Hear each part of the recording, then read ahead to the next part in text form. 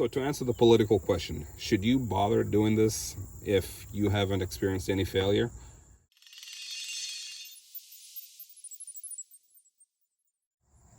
Hello, ladies and gentlemen. This is my 2011 Infiniti M56. I was just replacing my radiator recently because that is bound to happen with these vehicles. Well, yeah, radiators do fail, but it seems like with the V8s, you're going to be addressing that sooner rather than later. And talking of inevitable things is that V8 engines also probably have engine issues, lubrication related engine issues, more often than the V6s. I'm talking about, there are many ways to kill a V8 engine, right?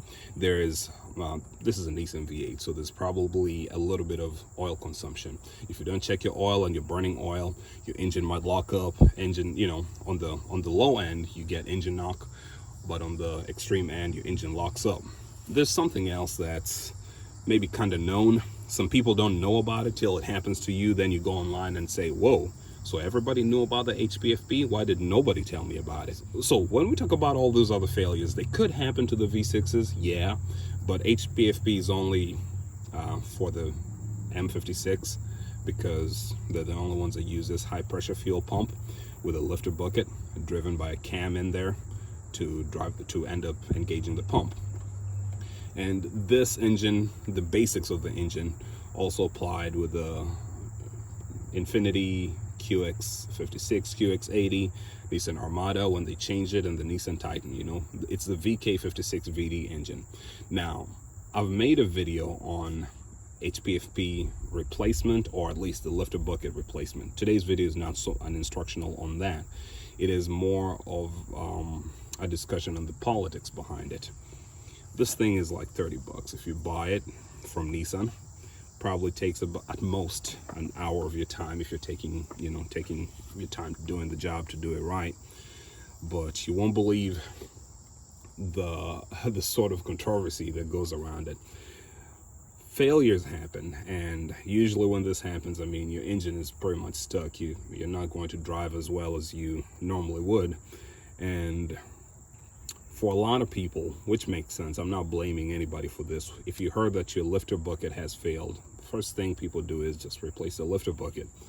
But I'm afraid to say that if your lifter bucket has failed enough for you to see a hole in here, that means that that cam that drives it also has scratches. So you replacing just this part is going to end up eating another hole in it pretty soon.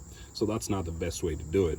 And then when it eats a hole, it ends up getting stuck because now it's not pumping. And at that point, again, another knee-jerk reaction by some people is to replace the pump.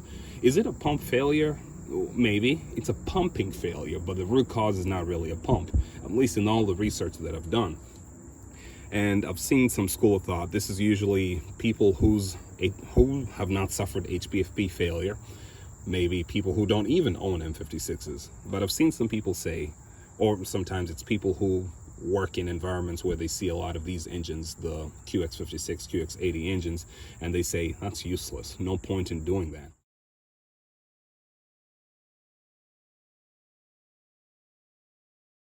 And the point is that that is not such a significant failure. It's not a very common occurrence. And it's not the root cause of the failure. And I know I just talked about root cause and treating the symptom, and but I feel like it's one of those that can, for such a fine engine, this is like the cancer of the engine. And forgive me for being insensitive for the medical relation, but let's go with this. This thing, I'm removing it from my engine, and it's got maybe, let's say 110,000. Let's make the assumption that I've never changed it before. If you were to look at me at this point and say, well, why did you remove it? Such a waste of time. Yeah, but hindsight is like that, right? 2020. And you look at it and say, yeah, I guess you could say it was a waste of time, or you could look at these marks and say, well, wait a minute, there's some marks that I don't like over there. But it's okay for the most part, right?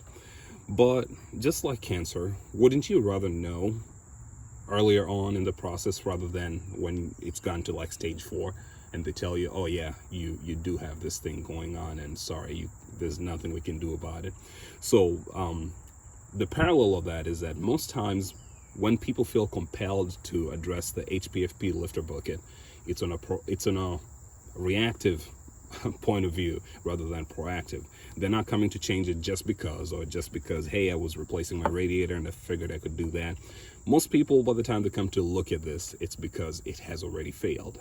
And like I explained in the beginning, if it's already failed, it's going to need a little more work to do it right. From what I've heard, some people do this is you replace not just this, and maybe replace the pump if it is already damaged, but again, most times the pump is just fine. But the cam that drives it, replace that so that those two wear items at least kind of are both smooth, and you're not going to wear out the new, your new bucket. Some people at this point, it's really, I guess, an ethical or matter of your morality, but I've seen some people catch the issue, replace the lifter bucket and send the thing off, sell it to somebody else or trade it in, and basically let someone else hold the bag. You deal with your value systems. I'm doing all this work because I want these vehicles to stay on the road as long as possible, whether I'm driving them or whether they're owned by somebody else. Okay, so it's not going to be painless. You still have to remove the timing cover and get to that cam that drives it.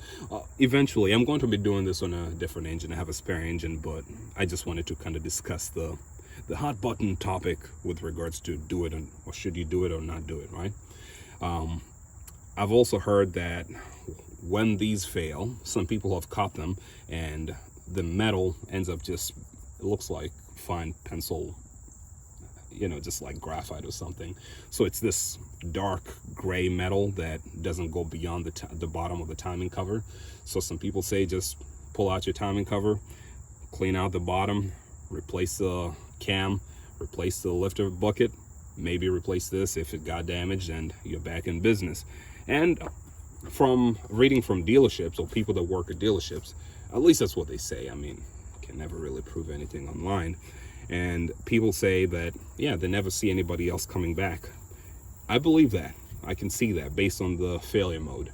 I think the problem is that some people say, yeah, I got an HPFP issue, I replace the bucket, replace it again and again and again, and it's still happening. Yeah, it's still gonna happen, man, because you're not addressing you're not getting to the bottom of it, quite literally. Go a little lower.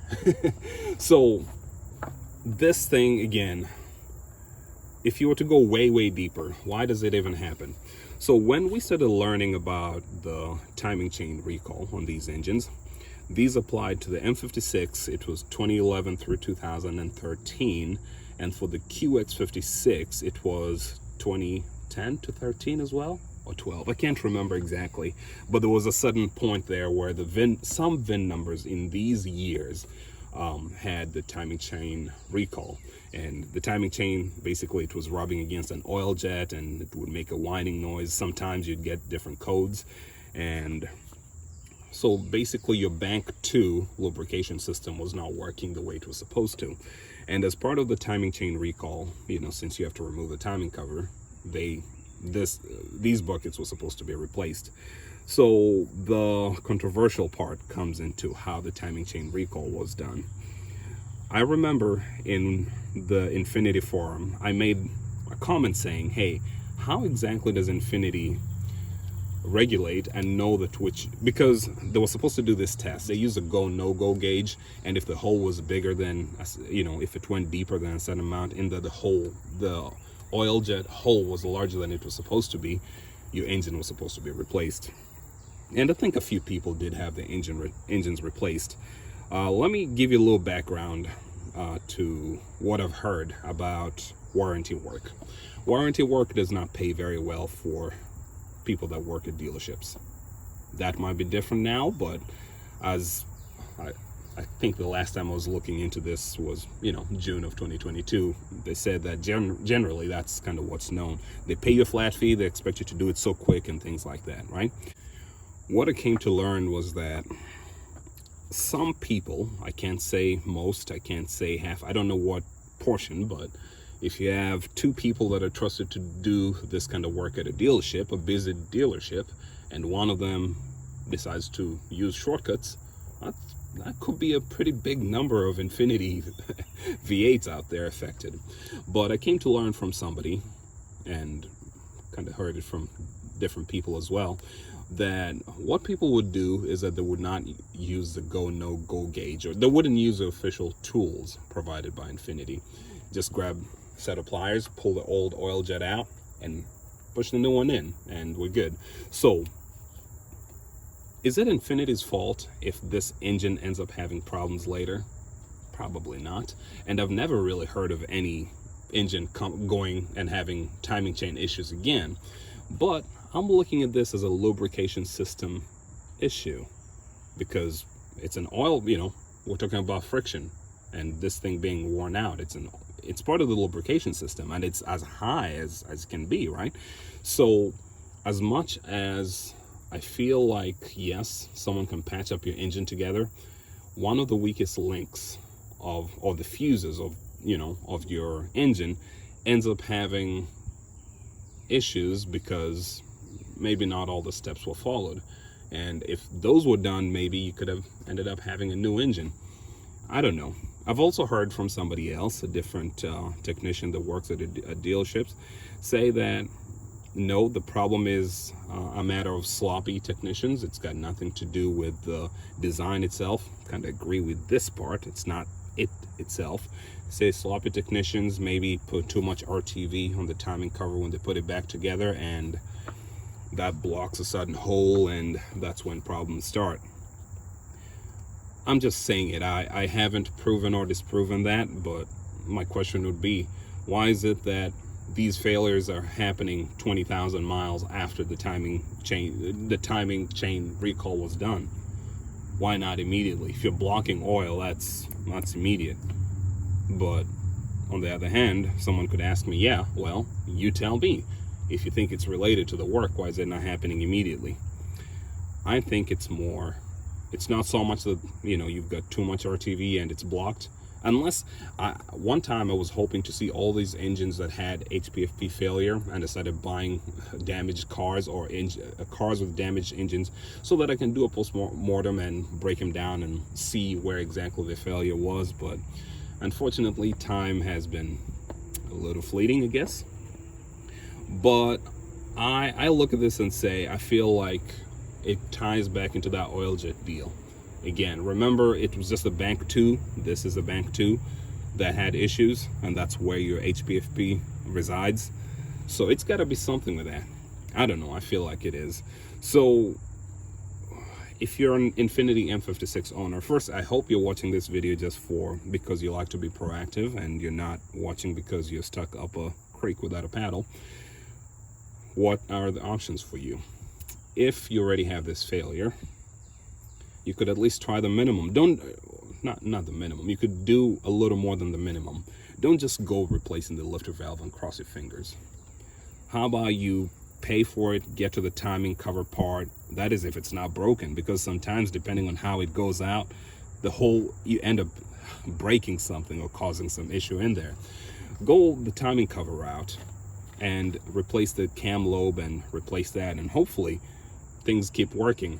And I'm saying this because if you do it at a dealership, some dealerships can do that for you. There's this thing about people hating dealerships. I mean, I know, granted, what I just said earlier, maybe it's not putting some of them in the best light, but there's this hatred or fear of dealerships. And people say, man, you know what, no matter what, I'm never taking my car to a dealership. So you take it to some shade tree dude, and they spend $200-300 and do this, and man, you just like nickel and diming it, $300. And when you look back, you're thinking, my car's in the same exact position it was in. Pay, I don't know what the dealership charges, maybe $1,500 to do the timing cover and replace the cam lobe. I don't know exactly what that number is, but sometimes it's worth sinking good money so that you don't spend bad money. That's one option. Second option, I don't know. I think for people that have suffered major losses, and as I said, I don't think it would be too hard to know because the recall was put out, and it's closed, by the way. So if you've never taken your engine in for the replacement by now, too bad. But I feel like we can get together for people who've suffered HPFP related issues. We can gather and say, start collecting information. Say, okay, write down name, contact information, where you located, VIN number, things like that. How many miles, at how many odometer miles did your HPFP failure happen the first time? Number 2, was your vehicle one of those for whom the timing chain recall was valid? 3, did you do it, or was it done by somebody else? If so, how many miles? Then I don't think I, as an individual, have the power to get all that information. I don't know if the Freedom of Information Act would cover me. I don't know. But we might need to pitch in and get some legal help. I'm not talking about a lawsuit. I'm just talking about the exploration and fact-finding. Then once we find, that, as I said, in my research and official research, every single engine that suffered HPFP failure had the recall done as well. Okay, so we can now say, okay, where were the recalls done? What dealership? Some dealerships were probably better than others. Again, this is if the issue is a matter of human error or human complacency, laziness, however you want to call that. Then we could probably narrow it down, and if they choose, they could go down and say which technicians were the ones that did the jobs. So some people would touch them, and these vehicles much later would end up having issues with their engines. I don't have the power. I don't know. I don't know if I've got the power. Got half the interest, I guess, in doing it. But I feel like that information can be found out there. And it's not, might feel kind of bad dragging Nissan back into this, because not only do they, I think, the engine is still being used, but the recall was closed. And they don't even make the M56 or Q70 anymore, but they kind of did what they did, and the timing chain recall only went to a certain year, because for the M's from 2014 and up, I guess those were different designs. And I've seen the chain. I've actually seen a picture of the chain. It looks a lot beefier. So they redesigned that system, and I've never heard of anybody with a 2014 and up Infiniti M or Q70, or whenever the QX56 started becoming the QX80. I've not heard anybody complain of HPFP failure. I'm still going to check with my newer vehicles, because it's $30 in 1 hour of my time. Why not? But I feel like someone dropped the ball. It might not be Nissan's fault or Infiniti's fault. That's why I say it feels halfway unfair dragging them back in. But somebody did not do what they were supposed to do. And if somebody feels strongly enough about this, I think we can get together and get some legal muscle behind it to kind of keep it moving. So to answer the political question, should you bother doing this if you haven't experienced any failure? It's really up to you and what your level of risk aversion is, I guess. You could say, hey, it's been running, it's been 30,000 miles since I had the recall done, so if it's running in 2022, then there's absolutely no problem. I don't think there's ever going to be a problem. I don't know. It's really up to you. For me, for the relative ease of doing it and how cheap it is, it beats the cost of replacing an engine. It also beats the the cost of just addressing it through the timing chain. So that's my point of view, and yours might be different. I don't think it's wrong. It's just different. But this is what is right for me. Okay? All the best, guys, and I hope everything works out well with you and the Infiniti V8s that you guys own. So as I go ahead to install the new one, just look at it, compare the new to old. This is old, this is new. Not much difference, really.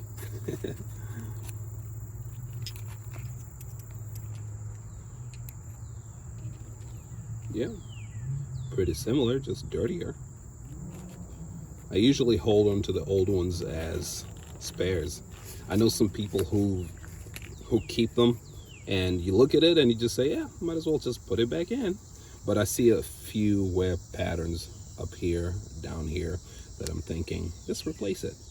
You know, if I were ever caught in a situation that was so bad that I absolutely needed a replacement bucket in a pinch, that's when I'd use the old ones. I got 2 of them I'm saving.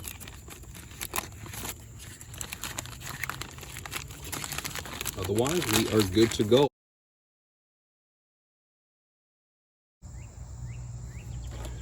I guess the big question is, so what if you look at it and you see damage? Are you going to reverse the course of history? Probably not. You probably wouldn't change fate at that point, but you know what? You will control what you're going to do. You know, do you start planning well in advance, saying, hey, you know what? Now that I see failure is imminent here, how about we schedule a repair? Or, you know, it's better than you driving and you're like 3 hours away from home, and then the HPFP system decides to take a crap on you. And the symptoms are usually, you get a code, P0087, P0090, I think. Those are the codes of death typically. So it's, again, it's just a matter of how risk averse are you? Are you the kind of person that says, hey, I don't have cancer, so I'm not going to get screened? Or are you the kind of person that says, hey, let me get screened and see if I've got some cancer developing?